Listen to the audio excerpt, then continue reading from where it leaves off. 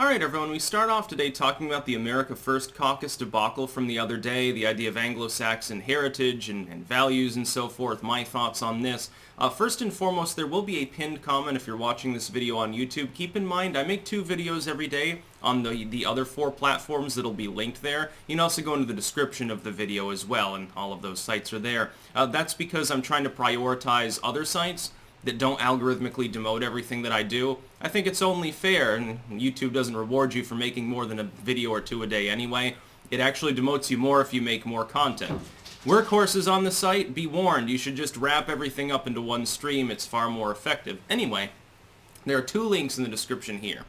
The first is to the story itself, which is the idea that Marjorie Taylor Greene, who you'll know is the kind of QAnon-adjacent representative, sort of a Trump-esque figure within the Republican Party, a newcomer in Congress, not like maybe yesteryear's Republicans, although, again, if we look at her disavowing within 24 hours, she's not exactly going to be the kind of person like Trump that almost inevitably sticks to their guns. She backed off quickly because of backlash, and backlash was because apparently the group she's working with for designing the idea of an America First caucus, like an official one, they inserted language that alluded to the idea of establishing Anglo-Saxon values as sort of a political sub-movement.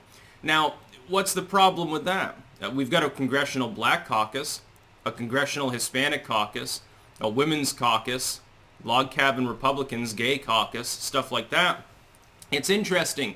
There is one group uniquely in all of the United States that is not allowed to establish any form of collective identity for the purposes of politicking.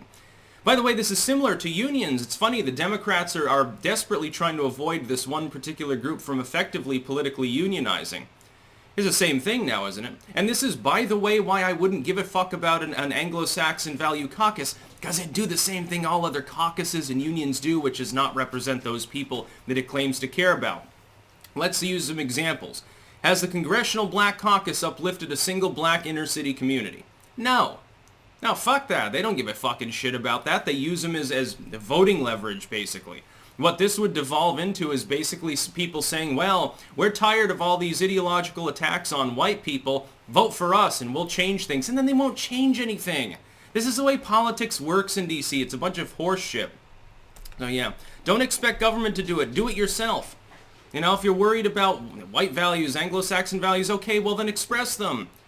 Become more self-sufficient, become more skilled, learn a new skill, learn something, learn about history, have a white kid if you're afraid of demographic displacement. Don't just whine about it and ask the government to do something. It's the government that's responsible for those problems if you believe the problems to begin with.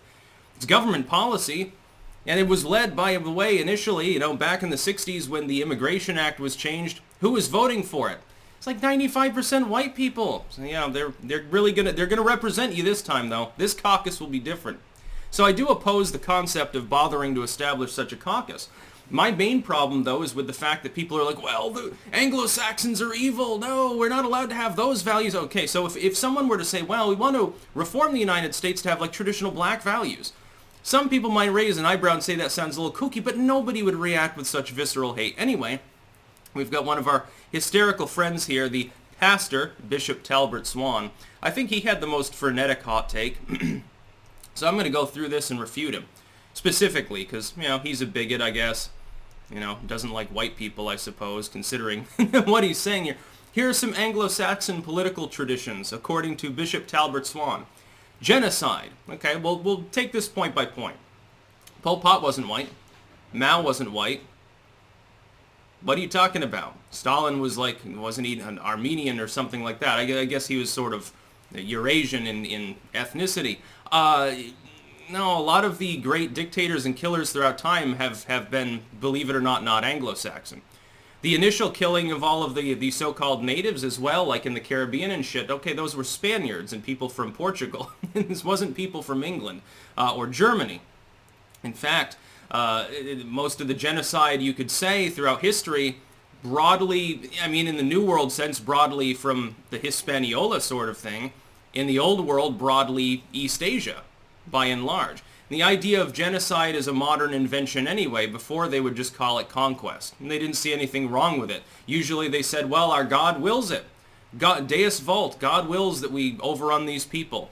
For our emperor, we overrun them, like the fucking Mongols, the Huns, Western Roman Empire, everything under the sun. Number 2, theft of land. What theft? Land that was unoccupied? And what are you talking about, by the way? Are you talking about like England or something like that, or Germany? Theft of land, my goodness, every civic movement in history that's had any element of warmongering to it at all has seized and then lost land over and over again. The so-called Native Americans, the so-called Aboriginal tribes of North America butchered each other over land all the time. Specifically because of the lack of considerable technology, there was only a little bit of land they permanently settled at all. By and large, they butchered each other. The idea that they were all... Basically, talbertswan's making the same mistake that all leftists pseudo-intellectuals tend to make, which is the noble savage mythology. You're like a mid-1800s, like a romanticist era bigot, actually, when you engage in this. Everything was fine until the white people arrived. No, it wasn't. They killed each other all the time. It's just that there was no permanent influx or outflow of people within these regions because their technology was roughly on par. When people came from Europe, their technology simply, in many ways, was better.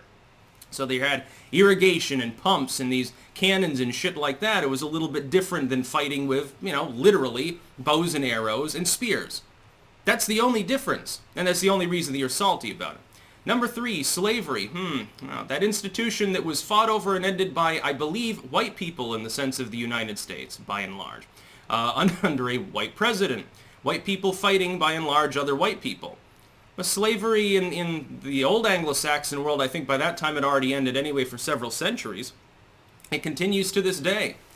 It's by and large not in Europe. It's not in the United States, although there are plenty of illegal immigrants that are essentially enslaved by the corporations pretending to be woke that Bishop talbertswan would probably support. There's a lot of slavery in Africa. There's a lot of slavery in Haiti, Venezuela, Colombia, a huge amount of human trafficking in China. China's probably the biggest kahuna on that token. Yeah, it's still there. Lots and lots of it. But it's not in England. It's not in Germany. It's not in Sweden or Finland or whatever. It's in Russia. It's in the undeveloped world. There's a difference. Number 4, lynching. Yes, because clearly hanging people was only invented by the Ku Klux Klan in the 1800s. Before that, it never occurred. And white people, by the way, never hanged each other. Have you heard of the gibbet? Have you heard of the stocks? Have you heard of the stretching rack? Dude, white people were doing it to each other for thousands of millions of years, too. Everyone does this shit. Number 5, rape. I think you should check your crime statistics, Bishop. Number 6, murder. See before. Murder is not race-specific. I don't know what the fuck you're talking about. The funny thing is, I don't think that he had even been ratioed yet on this. I'm sure he has now. Denying rights to non-Anglo-Saxons. Oh, you mean what literally every other group throughout history with significant hegemonic control did up until the modern period? This happened anywhere. There was essentially, like, you look at the Soviet Union, the white Russians that ran the political system constantly, including against other white groups, constantly denied people's rights. In the United States these days, we have an attempt to deny white people their rights, specifically by hateful people like you. Labeling black people as 3/5 human. Yeah, the 3/5 compromise was a terrible idea. It was opposed by white people at the time. It was essentially an olive branch to elements of the South, where the slavery. That doesn't involve white people, though. The northern states didn't have it. Like, when my state joined the Union, it had already abolished slavery the year before, when it was still an independent republic. It was run by white people. They abolished slavery. They were never part of the 3/5 compromise. Colonizing. Well, then you should be angry at China, because right now the only country actively engaging in it, especially in Africa, by the way, and this dude happens to be black, is China. They've colonized several countries in East Africa. They're building bases, they're building all sorts of shit over there, and they're robbing people blind, and there are literally political movements that have sprung up with one platform: kick out Chinese influence, and swing back to the Western sphere. Violence. Again, check your violent crime statistics, please, and then get back to me. Of course, if you say that, then he would consider you a bigot, but if you're going to bring it up, throw it back in his face. White supremacy. Okay, what about white groups that aren't Anglo-Saxon? What about people of broadly Greek or Italian heritage, or they're Polish or something? Like, what is this whiteness? You went from Anglo-Saxon to white. Okay, that's like saying that there's this nationalistic group of post-Zulus in South Africa. They represent, like, people from Ghana. It doesn't make any sense. Whitenized Christianity. This is a new term that I've heard. Who cares what Jesus' race was? Who gives a fucking shit? Oh, they made Christianity white. Okay, and you're attempting to make Jesus like Nigerian or something. What's the fucking difference? Who cares? He probably looked broadly Egyptian or something like that, or looked like Bashar al-Assad. But who cares? Unless you're Christian, it wouldn't matter to you anyway. Increasingly, people aren't even Christian in the United States. White nationalism. Okay, what about black nationalism? What about the Azatlans or Hispanic nationalism? The fucking difference. Yeah, believe it or not, groups spawn nationalism. There are also people in every group that oppose it.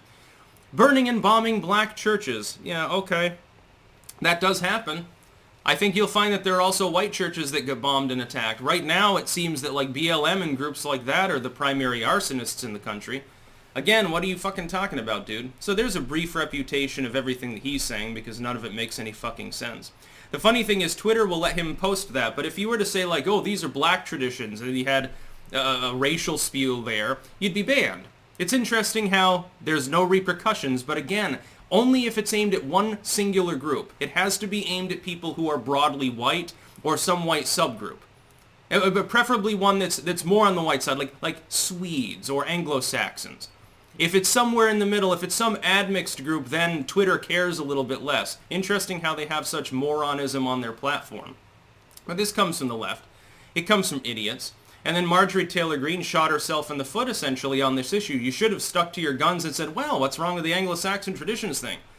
Why are you offended? Why is it that that particular tradition background, with the technology and culture and so forth that it spawned, why is that one verboten and all of the others are okay?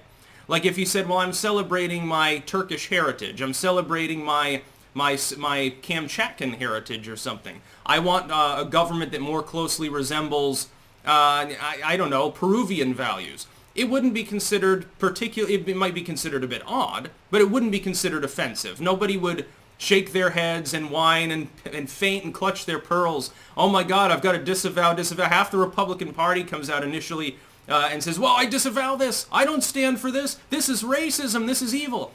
What's racist about celebrating the positive aspects of Anglo-Saxon culture with all of the advances that it made? How is it racist? You're not denigrating anyone else's successes. You're saying ours too should be celebrated.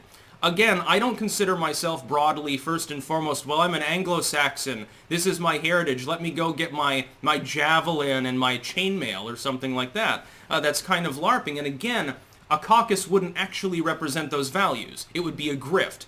Every caucus is a grift. Every activistic group devolves into a grift. Every union is a grift. These collective bargaining, collective action sort of bullshit artists usually just exist to ingratiate whoever's organizing it. So you have a union of 1,000 people. They're all paying one or two dudes to represent them. They're making out like bandits. They get some breadcrumbs for those workers that they probably would have gotten anyway if they didn't collectively bargain. The same happens with a caucus. Again, the Congressional Black Caucus doesn't represent black Americans. The Hispanic Caucus doesn't represent Hispanic Americans. This wouldn't represent Anglo-Saxon Americans. It would just be empty fucking noise. That's about all. Peace out.